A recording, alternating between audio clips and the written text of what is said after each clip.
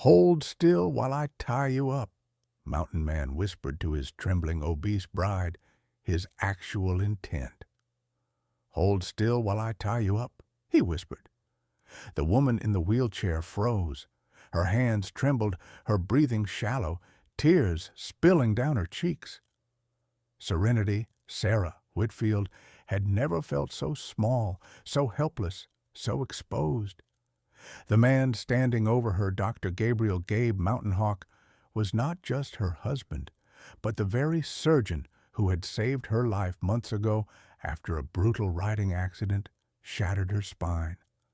Outside, the wind howled through the Rockies, rattling the windows of his secluded medical cabin. Inside, Sarah's heart pounded in terror. The smell of antiseptic filled the air, mingling with wood smoke and cold mountain air. "Please," she whimpered, voice breaking, "I can't fight back. I'm already broken." Gabe froze. For a moment, the silence was deafening. Then he dropped the straps he'd been holding and fell to his knees before her. "Sarah," he said softly, his voice shaking for the first time, "I'm not going to hurt you." He pointed to the straps' medical harnesses, not ropes. "I need to keep your body still for the therapy. If I don't, the muscles around your spine could tear again. I'm trying to help you walk again." The realization hit her like a wave. Shame, relief, disbelief. I thought you wanted to." He shook his head firmly. "No, never. I only tie what's broken so it can heal." And as he gently adjusted the harnesses, his hand steady and kind, Sarah felt something stir deep within her. Not fear this time, but something she hadn't dared to feel in months. Hope. So when he whispered again, "Hold still," she obeyed, not out of fear, but fragile trust. The wedding had been quiet, no music, no smiles, no vows spoken from the heart. Only the sound of Sarah's wheelchair rolling across the wooden floor and the echo of polite, pitying whispers. She had once been the pride of the Whitfield family, radiant, strong, the best horsewoman in the county. But one stormy afternoon changed everything. Her horse had bolted at the sound of gunfire, throwing her down a rocky slope. The doctors in town said she would never walk again. And when her family saw the hospital bills, they said she had already ruined them. That was when Dr. Gabriel Mountain Hawk stepped forward. A man built from silence and stormlight. Gabe was a surgeon who had once been a battlefield doctor, a man who stitched together soldiers when no one else could. He had retreated to the Rockies after a tragedy no one spoke of, building a cabin that doubled as a private clinic. He had found Sarah barely alive, her spine shattered, her pulse fading. For 12 hours he operated on her alone, refusing to rest, refusing to let her die. The surgery saved her life, but left her family with debts they could never pay. So, when her father offered her hand in marriage to settle the debt, Sarah felt the last piece of her dignity crumble. "Better to be a crippled wife than a dead daughter," her mother had said coldly. Now she sat in the cabin that would be her new home, surrounded by shelves of surgical instruments and books on anatomy. Everything smelled of medicine, not comfort. The walls felt more like a clinic than a place of love. Gabe moved quietly around her, his presence commanding yet strangely gentle. His hands, large and sure, handled delicate medical tools with reverence. His eyes, storm gray and unreadable, revealed nothing of what he felt. He spoke rarely, and when he did, it was usually about her treatment. "You'll regain partial movement if we start therapy soon," he'd said on their first night together. "But you must trust me, even when it hurts." Trust. That was a word Sarah had forgotten how to believe in. Sometimes she caught him looking at her not with pity, but with something else, something heavier, sadder. But before she could speak, he would turn away, busy himself with notes, with adjustments to her chair, with the thousand small tasks that filled his silence. One night she gathered the courage to ask, "Why did you agree to marry me, Dr. Mountain Hawk? You could have refused." He didn't look up from the table. "Your family thought it would make things easier. I thought it would make sure you were cared for." "Cared for," she repeated bitterly. "You mean owned." He turned then, his eyes sharp. "No, Sarah, I don't own anyone. I save lives, that's what I do." The way he said it silenced her. There was no arrogance in his tone, only exhaustion. That night, as he adjusted the straps to begin her therapy, the old fear returned. But when his hand brushed hers by accident, warm, steady, human, something fragile shifted inside her. Maybe this mountain doctor wasn't her captor after all. Maybe he was just another soul trying to heal what the world had broken. The first session began before dawn. The cabin was still, the fire burning low as snow drifted against the windows. Gabe stood beside the therapy table, rolling up his sleeves. "We start slow," he said. "Every muscle has to remember its purpose." Sarah's hands gripped the armrests of her wheelchair. "What if they don't?" she whispered. He met her eyes. "Then we remind them." He lifted her carefully, his strength controlled, deliberate, not a single motion wasted. His scent, soap, pine, and iron surrounded her. He secured the leather straps around her legs, waist, and shoulders, adjusting them gently until her spine aligned perfectly. When he reached for her wrist, she flinched. "I know," he said softly. "It feels wrong to be tied again. But this time, Sarah, it's for you." He connected the pulley system to the frame above her, explaining how each movement would help stretch and stabilize the nerves in her back. His voice, low and patient, wrapped around her like warmth. "If you feel pain, tell me immediately." "I already do," she murmured. "That's a good sign," he said.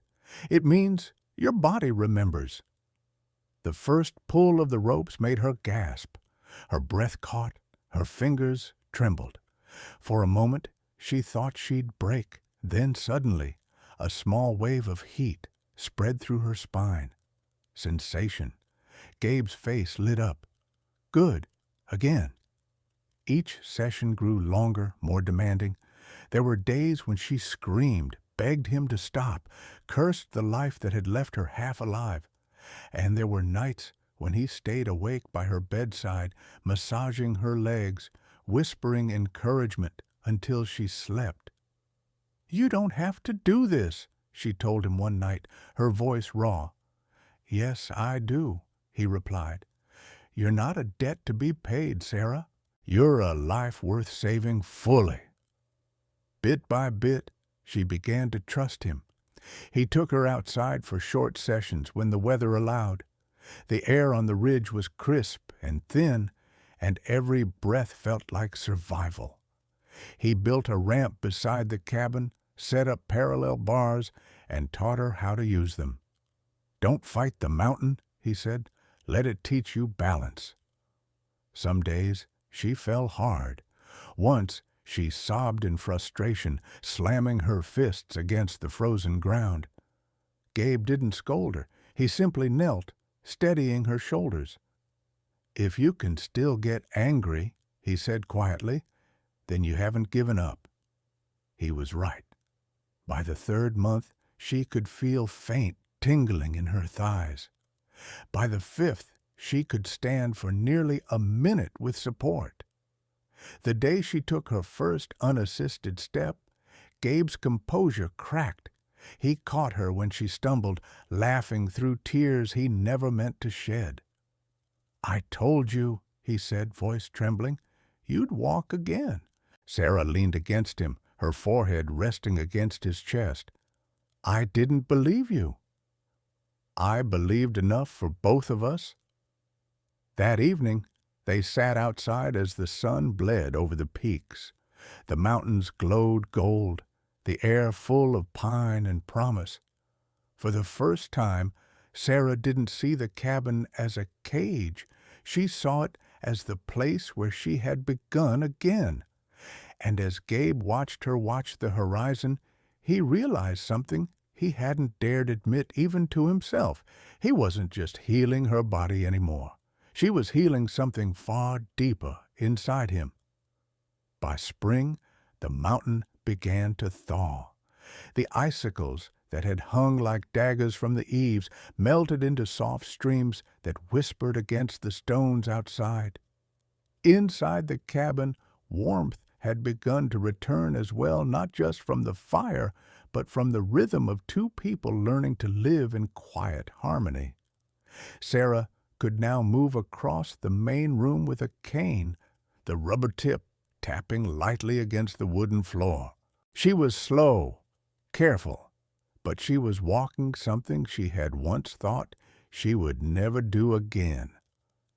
Gabe watched from across the room, arms folded, pretending to read his medical notes, but unable to hide the pride in his eyes. "You're getting faster," he said. "Or maybe you're getting old," she teased, her voice soft but playful. He looked up, the corner of his mouth twitching the closest thing to a smile she'd ever seen from him. "Doctors don't age," he said dryly. "We just lose sleep." Their days settled into a kind of peace. Each morning, Gabe would brew bitter mountain tea and record her progress in his leather journal. Sarah would prepare breakfast, often a disaster. Once, she tried to flip pancakes, and the batter splattered across his notes. Gabe only sighed, wiped the page clean, and muttered, "You're lucky this experiment didn't involve chemicals." In the afternoons, he taught her anatomy, how the spine carried the language of the body, how nerves were like fragile threads of light. "If one snaps," he told her, tracing the diagram with his finger, "the body forgets how to listen. Our job is to remind it." Sometimes she helped him treat patients who rode up from nearby valleys, hunters with broken bones, loggers with crushed fingers. They trusted Gabe more than any hospital doctor, though none of them knew the price he had paid for that knowledge. One evening, after a long day, Sarah found him asleep in his chair, the lamplight soft on his face. His glasses had slipped down his nose, and his fingers were still smudged with ink. For the first time, she saw how weary he looked, how the weight of saving others had carved invisible lines around his eyes. She covered him with a blanket. He stirred, but didn't wake. That night, something inside her shifted. Gratitude turned into tenderness. Tenderness into something she didn't want to name. A few days later, while she was organizing his shelves, she discovered an old photograph tucked inside a medical journal. It showed a younger Gabe, dressed in military fatigues, standing beside a woman in a white coat. Both smiled at the camera. On the back were the words, "For GM, the man who saves everyone but himself." When he saw her holding it, his expression froze. "She was my wife," he said quietly. "We worked together in the war camps. There was an outbreak. She didn't make it." Sarah didn't speak. She simply placed the photograph back on the table and rested her hand over his. His fingers didn't move at first, then slowly turned to hold hers. After that, the silence between them changed. It was no longer cold or clinical. It was full of things unsaid but deeply felt. Sometimes, in the evenings, she would sit by the fire while he read aloud poetry, medical journals. sometimes both. Once, when her leg spasmed in pain, he knelt to massage it, his touch gentle, reverent. She tried to thank him, but he shook his head.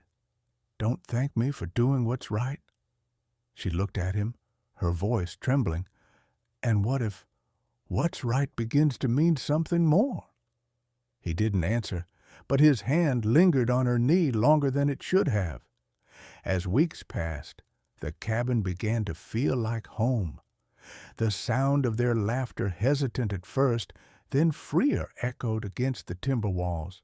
And every night, before she went to sleep, Sarah would whisper a silent promise to herself.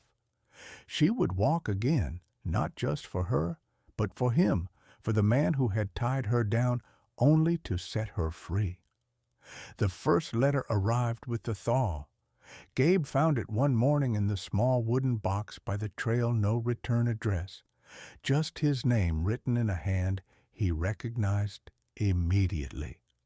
His jaw tightened as he slipped it into his coat pocket without opening it. For 3 days he said nothing about it, but Sarah could sense the change, the way he stared out the window longer than usual, the new crease that formed between his brows. When she finally asked, his answer was quiet. "It's from Denver General Hospital," he said. "They're asking questions." Sarah frowned. "About what?" "About me," he replied. "About my license, my methods, and the patients I treat here." Her chest tightened. "But you've saved people the hospitals gave up on." "That's the problem," he said bitterly. "They don't like doctors who make them look useless." He didn't tell her the rest that years ago he had walked away from the system after they accused him of unethical procedures during the war. He'd saved hundreds of soldiers, but one powerful man's son hadn't survived, and the blame had fallen on Gabe. He had left the city, traded courtrooms and medical boards for the silence of the mountains. But now the world he'd fled was climbing after him. The second letter came with a seal the Board of Medicine. They demanded an inspection of his unauthorized rehabilitation facility. That night, Sarah woke to find Gabe sitting by the dying fire, head in his hands. She rolled her wheelchair closer, her voice soft. "You've faced worse than this." "Not when it's you they could take from me," he whispered. She stared at him. "Take me?" "If they say this marriage was coercion, that I married a patient under my care, they could strip my license permanently. They'd claim I used you to cover my research." The words hit her like a slap. "Research?" He hesitated, then opened the drawer and handed her a worn leather journal. Inside were pages filled with sketches, diagrams of spinal injuries, nerve paths, therapy systems unlike anything she'd seen. And at the top of every page, her name, S. Whitfield, Phase 1, 2, 3. Her voice trembled. "You were experimenting on me?" "No," his voice cracked. "Sarah, you were my patient, my hope. I was building something new, something that could save thousands. But I never used you as a test subject. I built the therapy around you because you inspired it." She looked at the pages again, her heart pounding with confusion, love, betrayal, fear. "You should have told me." "I couldn't," he said. "If I failed, I couldn't let you believe your pain was for nothing." The silence between them felt colder than the wind outside. For the first time, she wheeled away from him when he reached out. Over the next week, the air in the cabin grew heavy. She still attended therapy sessions, but neither spoke beyond what was necessary. Every word felt like stepping on ice. Then, one afternoon, riders appeared on the ridgemen in city coats and polished boots, their voices cutting through the thin mountain air. Inspectors. "Dr. Mountain Hawk," one shouted, "we're here on behalf of the Colorado Medical Board." Sarah watched from the window as Gabe went outside to meet them. His posture was calm, his voice steady, but she saw the tension in his hands. When he came back, his expression was grim. "They're coming back in 3 days," he said, "and they want to see you walk." Her throat tightened. "I can't walk yet without help." "Then we'll change that," he said, his eyes fierce again. "We'll prove them wrong, and we'll do it together." For the first time, she heard not just the doctor speaking, but the man who would fight the whole world to protect her. And in that moment, even through fear, Sarah felt something stronger than pain resolve. The morning of the inspection arrived with a biting wind that swept down from the peaks. The air inside the cabin smelled of pine and tension. Instruments gleamed under lamplight. The therapy ropes coiled neatly like patient sentinels. Gabe checked each one twice, his hand steady, though his jaw was clenched. Sarah sat in her chair by the window, her cane resting against her knee. "They're here," she said quietly. 3 men dismounted outside, 2 inspectors from the medical board and 1 doctor from Denver General. The tallest, Dr. Lennox, wore arrogance like armor. "Dr. Mountain Hawk," he said as he entered, his eyes sweeping over the room, "we're here to evaluate your so-called rehabilitation practice." Gabe gestured toward the therapy table. "You'll see everything. My records, my results, my patients, starting with Mrs. Mountain Hawk." Lennox's gaze turned to Sarah, his lips curling faintly. "The patient you married. Convenient." Sarah met his stare without flinching.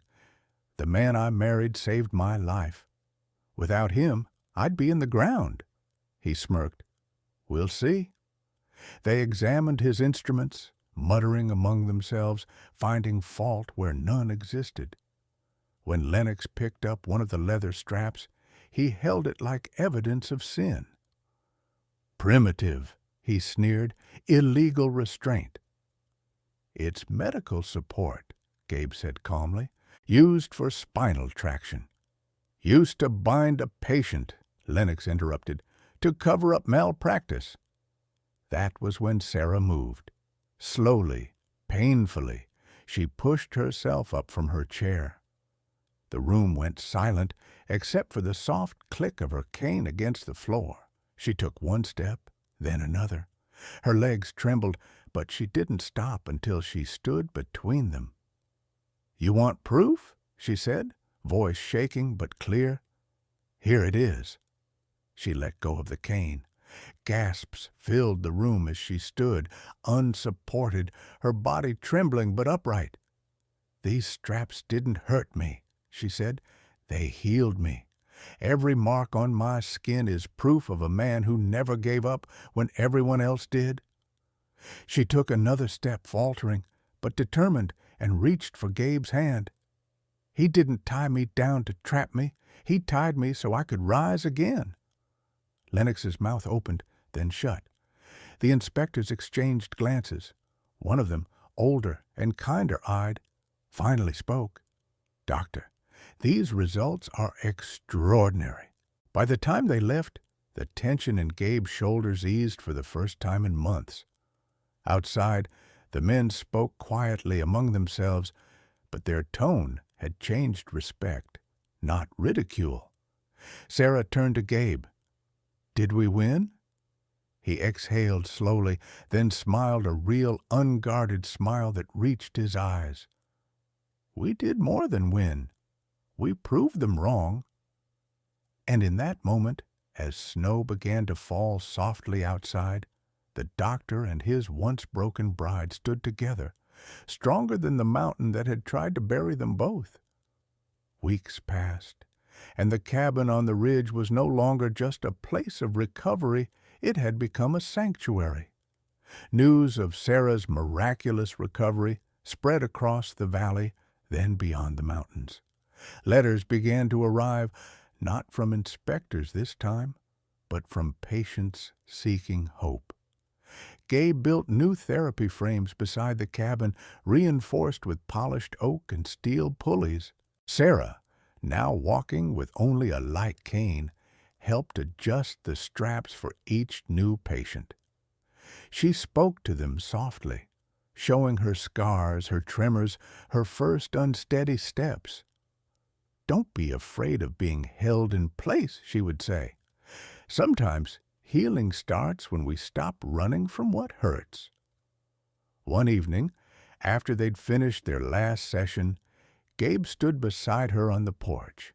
The valley below was painted gold by sunset, and the air smelled of pine and wet earth. "They withdrew the charges," he said finally. "Denver wants me to present the therapy at the medical conference next spring." Sarah smiled. "Then you'll go." "We'll go," he corrected. She turned to him. "When you told me to hold still while you tied me up, I thought I was losing my freedom." He touched her hand, his voice low. "I was giving it back to you." Silence stretched between them, full of warmth and unspoken gratitude. He reached for her cane, set it aside, and wrapped his arms around her. She leaned against him, standing tall on her own legs as the wind swept through the pines. Up here, where the mountains met the sky, two people once broken had built something whole, a place where healing was not about restraint or control, but about faith, patience, and love strong enough to make the impossible possible. Every story like this is a reminder that healing isn't only about medicine or miracles, but about the courage to trust again when you've already lost everything. Wherever you're listening from, a small town, a busy city, or somewhere deep in the quiet of the mountains, tell me, where in the world are you hearing this from tonight? Because when we share these stories, we're not just telling tales. We're building bridges between pain and hope, between hearts that refuse to give up. If you still believe love can heal, stay close. The next story is for you.